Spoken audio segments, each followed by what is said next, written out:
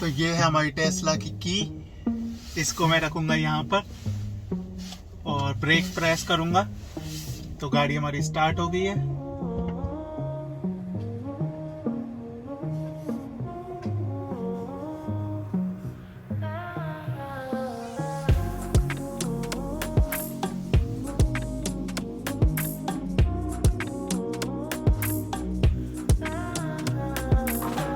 सामने ट्रक जा रहा है, वो आपको यहाँ स्क्रीन पर भी दिखेगा।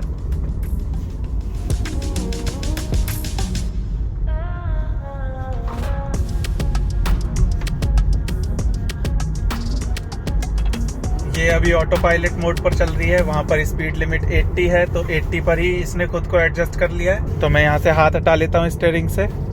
Hello everyone, welcome back to our channel.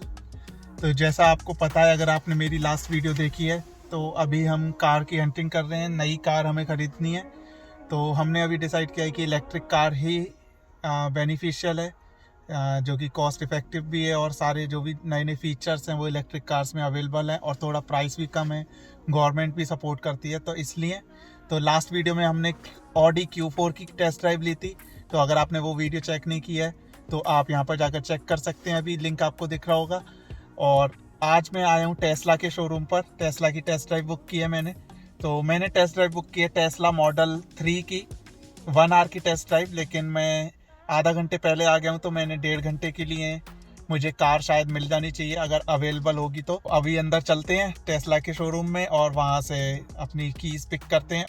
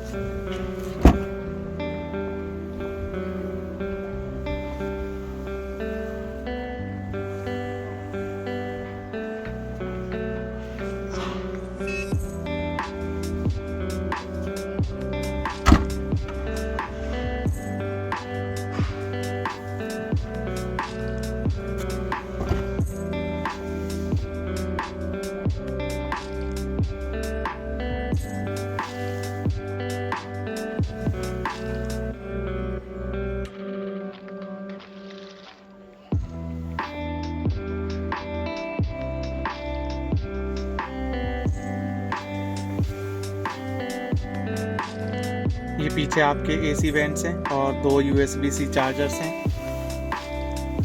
ये फुल ग्लास सनरूफ है आगे से पीछे तक, बीच में ये पार्टीशन है, उसके बाद कोई पार्टीशन नहीं है। तो ये यहाँ से होकर और एंड तक पूरा एक ही ग्लास है। जो इलेक्ट्रिक कार्स मैंने लास्ट, अगर आपने मेरी वीडियो देखी हो तो मैंने ऑडी Q4 टेस्ट ड्राइव लिया था, तो वो एक SUV थी। और आज मैं टेस्ला की टेस्ट ड्राइव ले रहा हूँ। और टेस्ला को तो सभी लोग जानते हैं, जिनको इलेक्ट्रिक कार के बारे में पता है वो टेस्ला को जानते ही होंगे। लेकिन मेरा मेन रीज़न जो टेस्ला टेस्ट ड्राइव लेने का था, इसका ऑटो पायलट मोड टेस्ट करने का था, क्योंकि वही एक ऐसा फीचर है जो कि इसमें टेस्ला में ही आपको मिलेगा, बाकी और किसी में नहीं मिलता है। और सेल्फ ड्राइविंग जो फीचर है वो फ्यूचर के लिए आपका इसमें पहले से है, और जैसे ही वो लॉज के अकॉर्डिंग अलाउड होगा जिस कंट्रीज में, वहां पर वो एक्टिवेट हो जाएगा।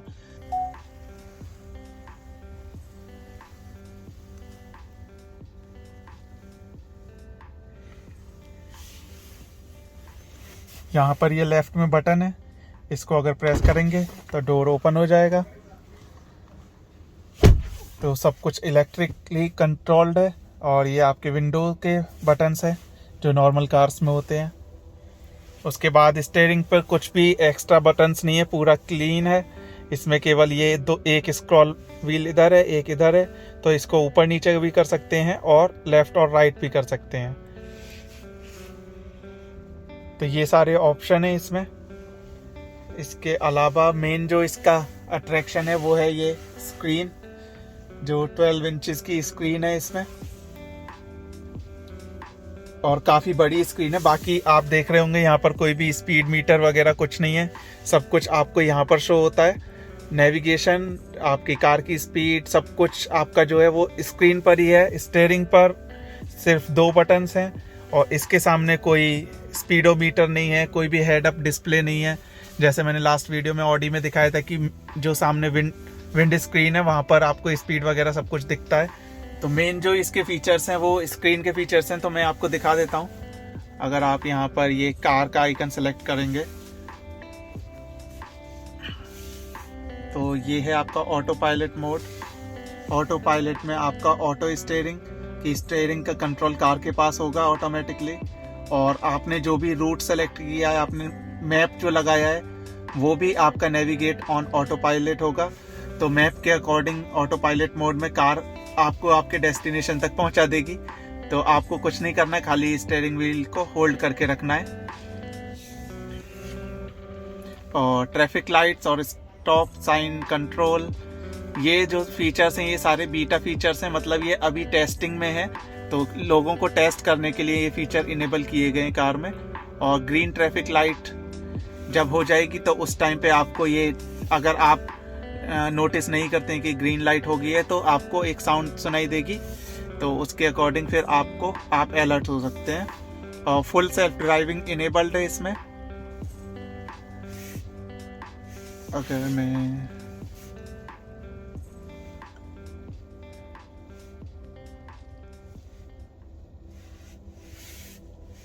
तो ये full self driving visualisation preview, तो ये आप जब नेविगेशन खुलता है यहाँ पर आपको दिखाई देगा पूरा फुल सेल्फ ड्राइविंग का, कि कौन कौन से जो साइंस हैं वो कार स्कैन कर रही है, और जो आसपास का ट्रैफिक है वो भी मूव होता हुआ दिखाई देगा दोनों साइड आपको। तो वो अभी मैं ड्राइव करूँगा तब आपको दिखाऊंगा। इसके बाद इसमें जो फीचर्स हैं, आपकी स्पीड लिमिट कर सकते हैं आप, या तो आप कार को सेट कर सकते हैं कि जो स्पीड साइंस हैं उनके अकॉर्डिंग अपनी लिमिट को सेट कर ले, या फिर जो स्पीड आपकी करंट स्पीड है और तब आप ऑटो पायलट मोड ऑन करते हैं तब वो स्पीड आपकी सेट हो जाएगी। तो काफ़ी सारे फंक्शंस हैं। फॉरवर्ड कोलिजन वार्निंग, तो इसमें ये आगे वाली गाड़ी से थोड़ी सी डिस्टेंस बना के रखती है, और अगर आगे वाली गाड़ी ने ब्रेक लगाई है तो हमारी गाड़ी भी ब्रेक लगाएगी automatically on auto pilot mode. तो ये सारे फीचर्स हैं। तो मैं यहाँ पर अपना इस लीवर को 2 बार नीचे करूंगा,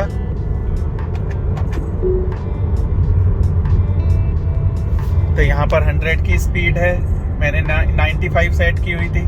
तो कम स्पीड में सेट कर सकता हूँ, लेकिन अगर ज़्यादा होगी तो वो उसको वापस 100 की स्पीड पर ले आएगा। तो यहाँ पर थोड़ा कंस्ट्रक्शन वर्क चल रहा है, तो मैंने ऑटो पायलट मोड जो है इसका डिसेबल कर दिया है, क्योंकि मुझे इतना अभी कॉन्फिडेंस नहीं है उसके ऊपर, और उसको खुद को भी नहीं है, तभी वो बीटा वर्जन में है। क्योंकि यहाँ पर जो लाइन्स हैं वो कहीं कहीं पर नहीं है, और कहीं पर येलो लाइन है, कहीं पर वाइट है, तो वो कंफ्यूज हो सकता है। उसकी वजह से मैंने इसको डिसेबल कर दिया है अभी। ये सामने वाली गाड़ी से डिस्टेंस मेंटेन करके चल रही है, जो ब्लू लाइन आपको दिख रही है। और जैसे ही मेरा टर्न आएगा ये ऑटोमेटिकली इंडिकेटर देकर और उस टर्न में मुड़ेगी।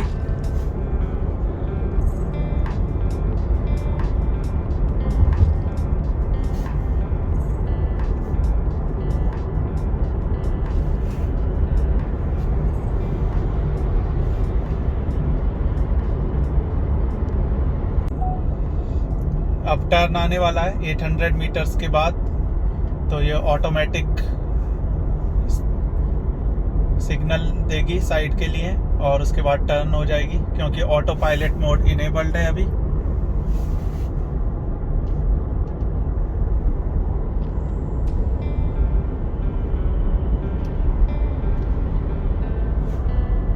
ये ट्रैफिक जो सामने जा रहा है वो सारा दिख रहा है।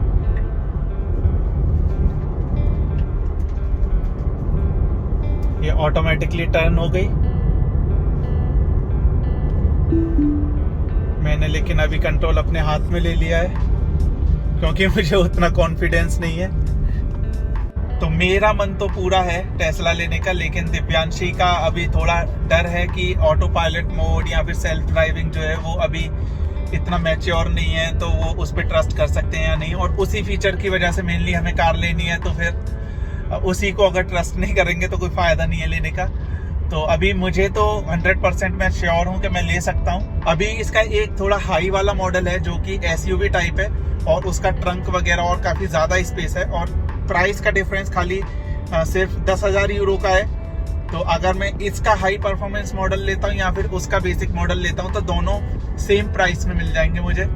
तो मैं सोच रहा हूँ कि उसको भी एक बार टेस्ट ड्राइव करूँ और उसमें अगर थोड़ा बहुत कंफर्ट का थोड़ा चेंज है या क्या है, लेकिन स्पेस काफ़ी ज़्यादा है उसमें, तो वो गाड़ी पूरी फैमिली कार की तरह मैं कह सकता हूँ। इसमें भी फैमिली कार है लेकिन ज़्यादा लोग, जैसे पीछे अगर 3 लोग बैठ गए तो वो कंफर्टेबल नहीं होंगे और सीट्स इतनी अच्छी स्पोर्ट सीट नहीं है जैसे कि मेरी अभी वाली कार में है, जिसमें कि थाई सपोर्ट है आपका।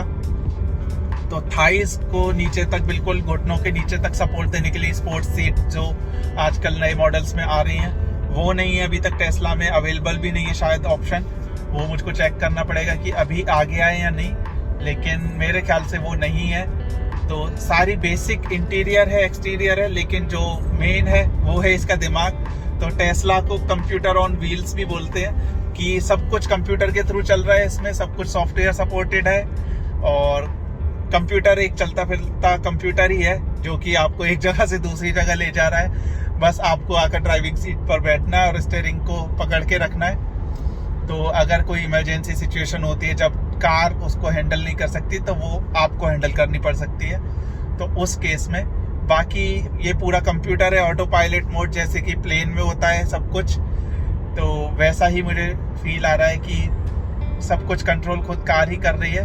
अगर मैं रेस को प्रेस करूंगा अभी तो हमारा जो ऑटो पायलट मोड है वो डिसेबल हो जाएगा। ये मैंने स्पीड बढ़ाई और ये हमारा ऑटो पायलट मोड डिसेबल हो गया है। तो ये टेस्ला रिटर्न करके मैं आ गया हूँ घर। तो जो वेबसाइट वगैरह है वो मैं डिस्क्रिप्शन में ऐड कर दूंगा और अगर आपको ये व्लॉग अच्छा लगा हो तो प्लीज़ लाइक एंड शेयर करना ना भूलें और अगर चैनल को सब्सक्राइब नहीं किया है तो प्लीज़ सब्सक्राइब द चैनल।